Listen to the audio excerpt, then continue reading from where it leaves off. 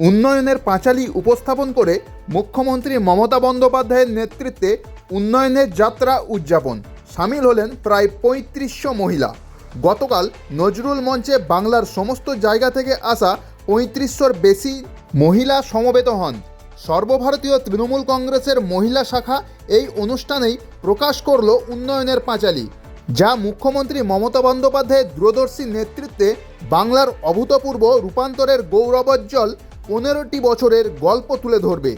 এই অনুষ্ঠানে উপস্থিত ছিলেন মহিলা সাংসদ, বিধায়ক, জেলা পরিষদের সদস্যা, পৌরসভার কাউন্সিলর, ব্লক মহিলা সভানেত্রী ও অঞ্চল মহিলা সভানেত্রীরা।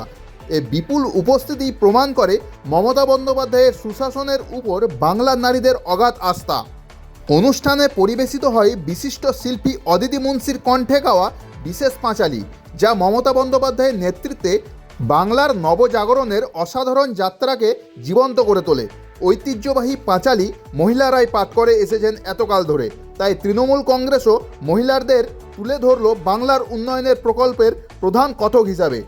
আগামী ১ মাস জুড়ে গোটা রাজ্যে পাড়া বৈঠকের মাধ্যমে এই বার্তা ঘরে ঘরে পৌঁছে দেবে মহিলা শাখা, যেখানে পাড়ায় মাদুর পেতে মহিলা নেত্রীরা পাঁচালী পাঠ করবেন, পাঁচালীর পুস্তিকা বিতরণ করবেন। মুখ্যমন্ত্রী মমতা বন্দ্যোপাধ্যায়ের নীতি ও কর্মসূচি তাদের জীবনে কতটা বদল এনে দিয়েছে তা ভাগ করে নেবেন।